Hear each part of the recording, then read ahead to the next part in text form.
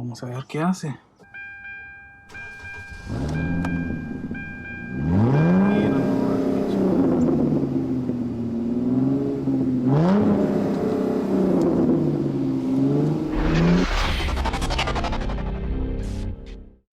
So what I'm doing here is a complete teardown on both cars.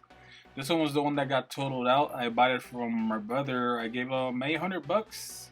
The chassis, the frame rails, they're no good. The airbags deployed. So the good thing that I liked about this one is that it has 54,000 miles on the odometer. So this is why I think it's worth the transplant. I removed the core support, the radiator, the condenser. Here's the transmission lines that you guys can see. So what I want to do is just crank her up, start her up to see if the engine is still good and the transmission. As you guys can see, this frame rail is like bear hugging the engine in there, so I have to move it apart. It's hitting the pulley right here. It looks like it's hitting the generator. Everything else looks like it's still good, so hopefully it's just that little corner that hopefully it's not damaged. It didn't damage anything else, but those little, I think it's the power steering pump that got damaged. Let's open her up and let's find out. So I put my porta power in here so I could be able to actually move this frame rail out of the way, so I could actually access the engine and see if it has any further damage, and to crank her over and see what she does.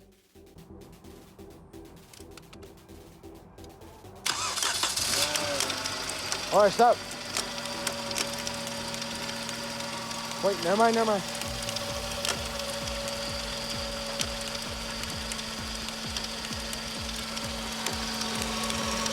Come over here.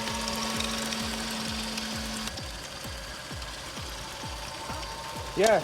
So now that I confirmed that at least the engine turned over, I'm gonna continue and take the drive shafts and everything. And this was the first attempt we tried to take it out. But what happened was that there was a mount bracket for the exhaust that I didn't even see until we tried to pull it out. So I had to take it out, remove it, and this is our second attempt. I think, no, this is our third attempt trying to take it out. And I had to remove the core support because my cherry picker wouldn't go any higher, or I had to remove the hood, but I just took the core support because it was already loose hanging in there anyway. So just took it out so we could actually remove the bad engine and the transmission. I do not know if it's still good, but you guys heard the rock knock, so I'm not even gonna mess with it. I'm just gonna remove it.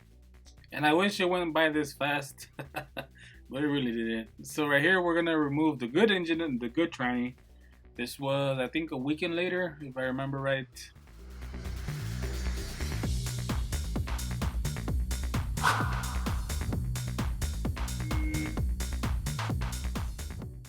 So here we're analyzing the damage, and what we found out was that one of the brackets was broken. So we had to dismantle it to take the alternator off, because the bracket that holds the power steering and the alternator was broken. So here we are taking it off, which is this one right here. So there's some bolts in the front, some bolts in the back. You can see some bolts right there in the back. So yeah, it's a pain in the butt, huh? Huge shout out to my neighbor Alex for helping me out on this big project. So here we are, ready to install it, the engine and tranny. It is easier said than done. It took a while and it was frustrating at times, but we got it done. So here it is, guys, and it was kind of hard to guide it back in there as I needed to align the lower support and the two upper supports and then the center support. So this is the next day, and this is the bad motor right here just hanging out. And all we did last night was put it in place. We didn't bolt anything down, but we got everything to align. This one goes bolted on to the frame rail right here, and then there's a lower one. Let me show you right here by the rack and pinion. It bolts onto the transmission, and then we put the exhaust and the catalytic converter in place, ready to bolt on. And this is one of the other supports that goes on the rail, and then we have the one that goes on the cradle or subframe. And then we still have the CV axles or transaxles or whatever you guys call them. These are it right here. We have to slap them back in, And these are all the extra parts for the engine, the radiator, the fan assembly, the airbox, the computer, the fuse box, the headlamps, and a bunch of other front end engine component parts. And this is the old chassis, and I want you guys to see the frame rails right here. Look at that. It looks like an accordion. And with a lot of these Kias, the older ones, there's no sectioning procedure, so I could be able to cut it or cut the tip off and weld a new one on. You usually have to replace it from the firewall, so I was like, nah, it's too much work. I have to take out the engine and tranny anyway, so that's why I chose not to save it. You know, you guys could say otherwise, but it was a lot of work just to do the engine and tranny. And one of the biggest reasons was this. This is why I did not want to rebuild it, because the dash, it was ripped, the airbags were deployed, the glass, it was just too much time and investment. And luckily I found one locally with the bad engine with the rod knock. And this is why I chose to buy this one, to save the chassis and use the engine from this one and make one out of two of them. So let's rebuild the front end and crank her over and see what she does. Okay, so according to my calculations, everything should be installed correctly. I put the wire harness, the computer, the front end, so it should crank over.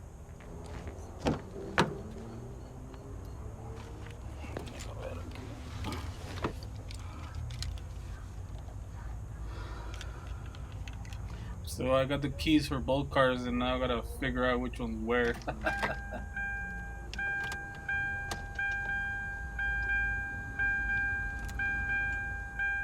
Parece que esta es.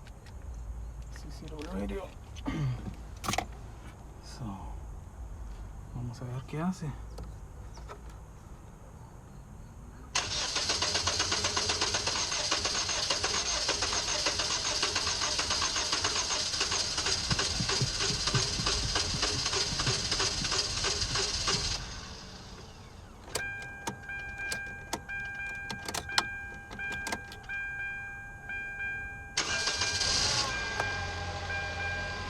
Mira nomás, qué chulada.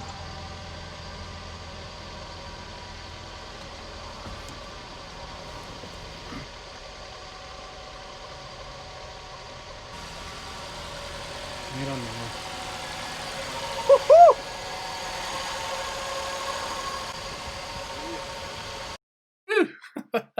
So it cranked over, started. I was able to rebuild it and drive it. I've been driving it about 100 miles. I just took it to emissions and all is good, is passed, so let's check her out. Vean ustedes. Si es que no se escucha. Una nueva power steering pump.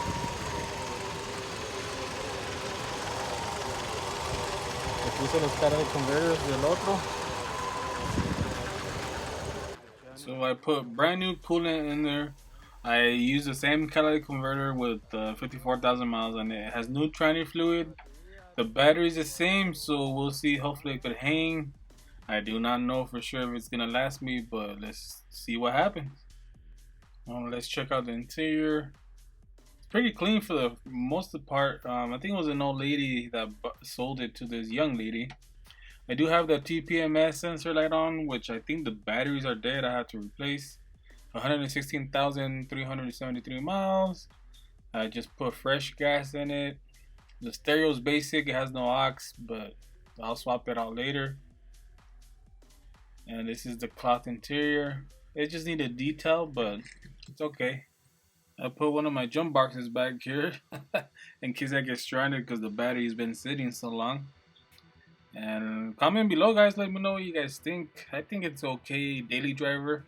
It's not nothing fancy, nothing luxurious.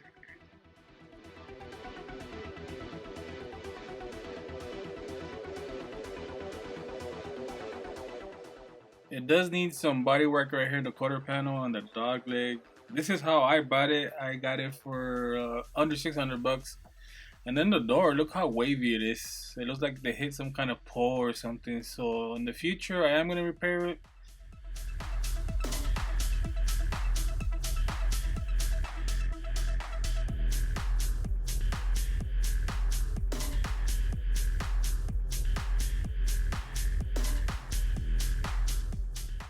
I am gonna swap these rims right here because they're the black steelies, the black steels with the plastic hubcap, which I'm not a big fan of. So I'm gonna swap them out so it could make it look a little bit better, a little bit more presentable.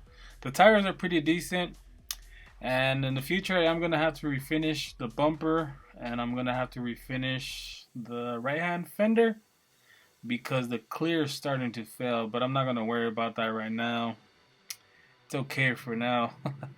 So on the chassis on this car, it has 116,000 miles, but the engine and tranny have a little bit over 54,000 miles, which is, I don't think is a bad combination. It's for now.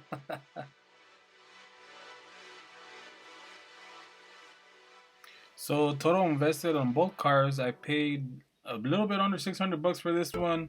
I paid 800 for the one that was crashed from my brother. So total invested is on both cars is $1,400, not including the emissions and registering it, which is another $100, which makes it 15, plus about $100 and new transmission fluid, new engine oil, filters, cabin filter, and all that good stuff, spark plugs. I would say a little bit over 1,600. I don't remember the exact number, but for an '07 Kia Optima with 54,000 miles, I think it was worth the investment. It was labor intensive, guys. It was. And here's that right side I was telling you guys about, the clear that's starting to peel, starting to fail. It looks like it's been resprayed before. The bumper's failing, so I might respray that when I fix the quarter panel on the door. Might as well just paint the whole side so it could all match and look good. But other than that, that's it. That's all it has. It's a nice daily driver. And I forgot to mention that I bought the AC Freon. So guys, give it a thumbs up. Comment below. Let me know what you guys think. Don't forget to subscribe. And I will see you guys for the next video. Thank you for watching.